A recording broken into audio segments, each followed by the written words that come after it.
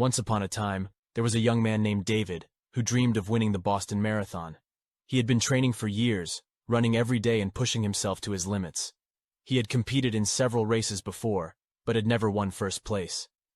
The day of the Boston Marathon arrived, and David stood at the starting line, feeling a mix of nerves and excitement. He knew that this was his chance to prove himself and achieve his lifelong dream. The race began, and David ran with all his might, feeling the wind in his hair and the pounding of his heart.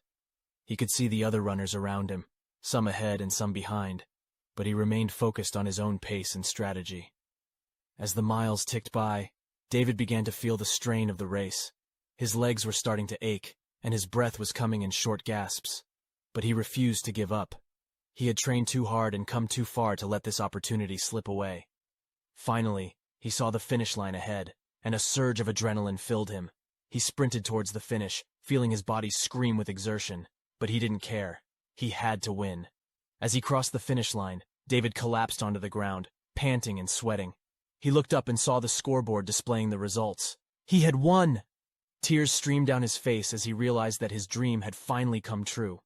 David's victory became a symbol of hope and determination for people all around the world. He was interviewed on TV and invited to speak at schools and events. He told his story and inspired others to pursue their passions and never give up, no matter how hard the road may seem. From that day on, David continued to run and compete in races, but he knew that the Boston Marathon would always hold a special place in his heart. He had achieved the impossible, and he would never forget the feeling of crossing that finish line and realizing that anything was possible with hard work and